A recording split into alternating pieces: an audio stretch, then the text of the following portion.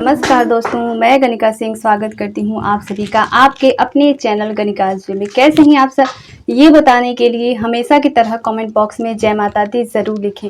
तो चलिए दोस्तों, आज हम इस वीडियो में जानेंगे करवा चौथ की पूजा विधि। बहुत सरल तरीके से मैं आपको बताऊंगी, ठीक है। अकेले हम पूजा कैसे करें, आज मैं आपको इस वीडियो में बताने वाली हूँ। और उससे पहले मैं आपको ये बता दूं कि आप लोग करवा चौथ के दिन 16 श्रृंगार जरूर करना चाहिए। देखिए, मैं आपको दिखाने के लिए यहाँ पे हाथों में आलता और चूड़ी वगैरह जो है वो सभी चीज़ें पहन ले, गजरा वगैरह लगा ले, पैरों में महावर इत्यादि जितने भी 16 श्रृंगार होते हैं वो सब कुछ आप लोग करके उसके बाद जो है वो करवा चौथ की पूजा करने आप लोग बैठे। तो देखिए, सबसे पहले मैंने यहाँ पे करवा चौथ के लिए एक पाटा लिया है, फिर उस पर लाल कपड़ा बिछाया है, ठीक है। और ये है करवा चौथ माता की फोटो, आप लोग देख सकते हैं, ठीक है। यहाँ पे मैंने एक चुनरी इनको डाला हुआ है और एक माला लगाया हुआ है। इसी तरीके से आप लोग भी कर ले। और मैंने वैसे तो आसन दिया हुआ है, ठीक है, आप लोग देख सकते हैं। फिर भी मैं फोटो उठा के थोड़ा सा यहाँ पे चावल या आप चाहे तो पुष्प भी दे सकते हैं आसन के तौर पे। और गेहूं भी दिया जाता है, अगर आप सभी को गेहूं मिल जाता है तो आप लोग जो है वो गेहूं भी दे सकते हैं। मुझे यहाँ पे गेहूं नहीं मिलता है, इसीलिए मैं नहीं देती हूँ, लेकिन आप लोग चाहे तो गेहूं भी दे सकते हैं, ठीक है। तो सबसे पहले हम कलश स्थापित करेंगे, ठीक है। दीप कलश हम बनाएंगे, तो सबसे पहले मैं आपको वही बता रही हूँ। तो आप लोग देख सकते हैं, ये करवा चौथ व्रत की कथा है। इस तरीके से आप लोग व्रत की कथा का एक पुस्तक ले ले, ना मिले तो आप लोग मोबाइल से भी सुन सकते हैं। तो सबसे पहले मैं आपको कलश बता रही हूँ। तो मैं यहाँ पे सबसे पहले चावल रखूंगी, ये देखिए, इस तरीके से चावल को हमें रखना है। और इसके बाद यहाँ पे अष्टदल कमल हमें बनाना है, ठीक है। ऐसे करते हुए हाथों को अगर आप लोग करते हैं तो ये अष्टदल कमल बन जाता है, ठीक है। जो है हम एक लोटा जल लेंगे, ठीक है। तो सबसे पहले मैं आपको बता दूं कि दीप कलश में एक जो ये पान और तांबुल होता है, सुपारी, सबसे पहले हम ये डालेंगे, ठीक है। उसके बाद अगर आप लोगों को हल्दी की गांठ मिल जाती है तो आप लोग हल्दी की गांठ, मेरे पास नहीं है तो देखिए मैं यहाँ पे पिसी हुई हल्दी थोड़ी सी डाल रही हूँ, ठीक है। और थोड़ी सी अक्षत, ठीक है। एक सिक्का भी हम इसमें जो है वो डाल देंगे। और इसके बाद जो है अगर घास भी हम इसमें डालते हैं। और इसके बाद जो है हम इसे यहाँ पे स्थापित करते हैं, ठीक है। स्थापित करने के बाद हम यहाँ इसके कंठ में जो है एक धागा बांधेंगे। अगर मौली है तो आप लोग मौली बांधे, नहीं तो आप लोग इस तरीके से कच्चा सूत भी जो है वो बांध सकते हैं, ठीक है। इस तरीके से बांधने के बाद हम आम का पत्ता लगाएंगे इसमें, आप लोग देख सकते हैं, ठीक है। इस तरीके से कुछ करते हुए हमें लगाना है। आम का पत्ता कटा फटा ना हो, इस चीज़ का भी हमें ध्यान रखना चाहिए। मुझे इतना अच्छे से मिला नहीं है, बस मैं आप लोगों को आइडिया के लिए दिखा रही हूँ, ठीक है।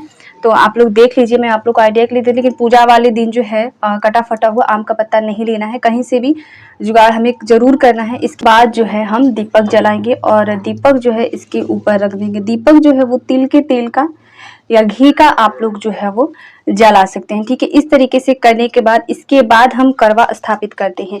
करवा स्थापित करने के लिए हम गेहूं ले सकते हैं, जैसा कि मैंने आपको पहले ही बताया, नहीं तो आप लोग जो है वो चावल भी उसके नीचे करवा के नीचे रख सकते हैं, ठीक है।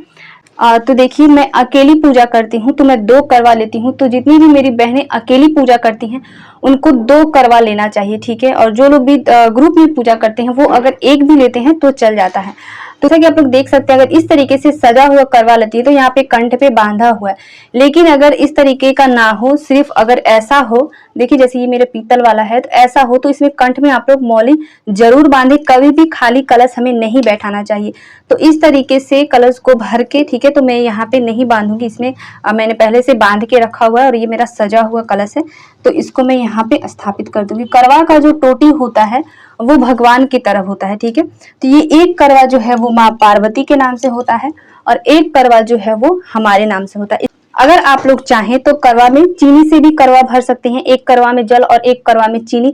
नहीं तो आप लोग जो है वो ड्राई फ्रूट से भी भर सकते हैं। देखिए मैंने यहाँ पे ड्राई फ्रूट भी लिया है, अगर आप लोग चाहें तो ड्राई फ्रूट से भी भर सकते हैं, चाहे तो आप लोग शुद्ध जल से भी भर सकते हैं, जैसा कि मैंने यहाँ पे भरा है। और थोड़ा सा कच्चा दूध उसमें हम मिला देते हैं, चंद्र को अर्घ दिया जाता है उसी जल से, तो इसीलिए कच्चा दूध हम मिलाते हैं, ठीक है।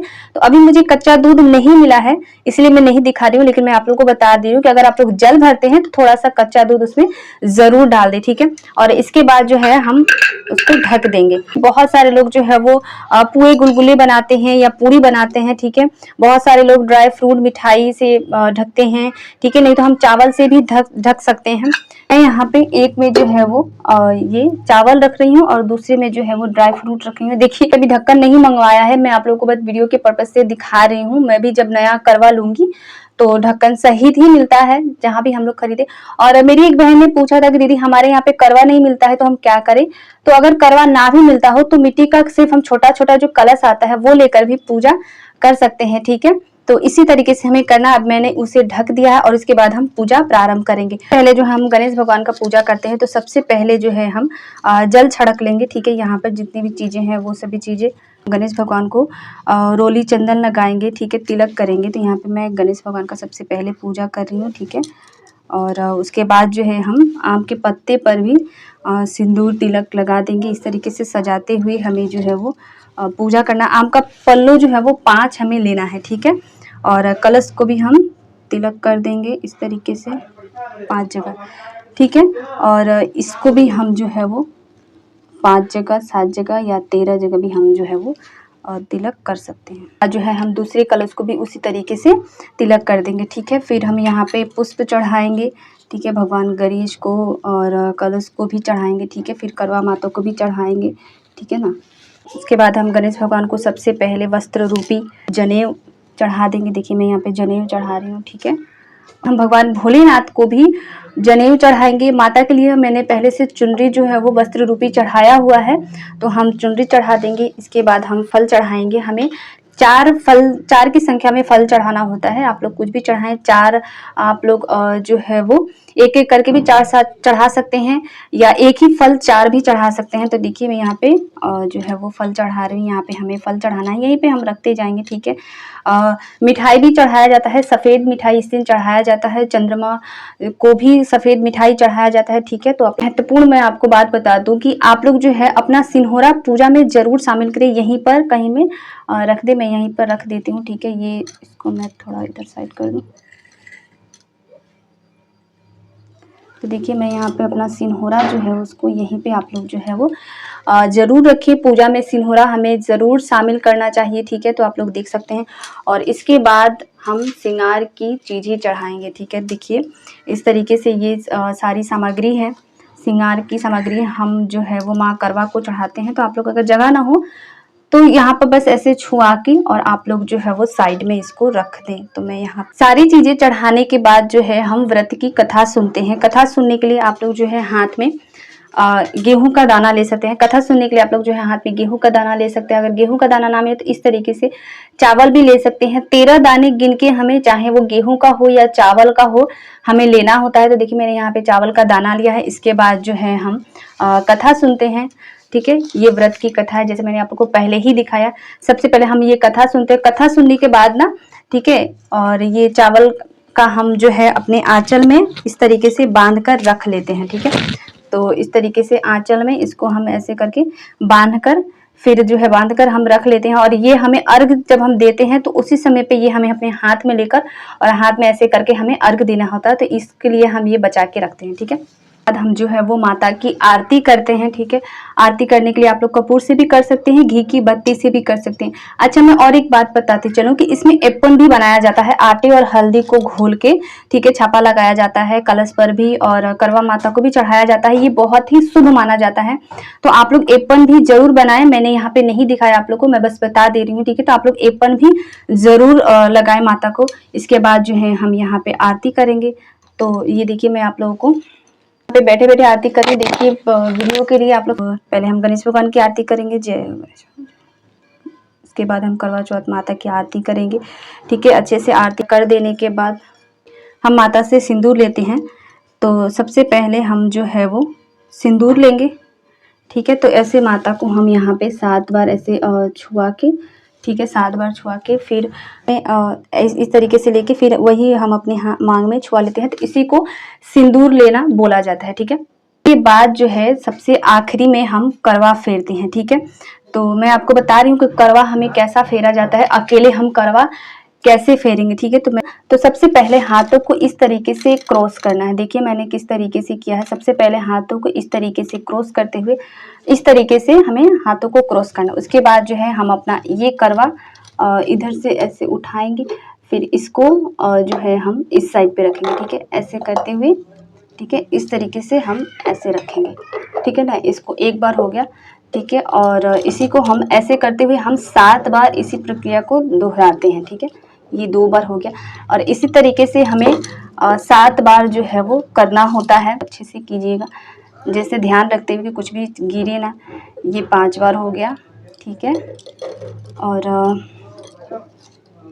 ये 6 बार, ठीक है ना। ये हमारा हो गया 7 बार।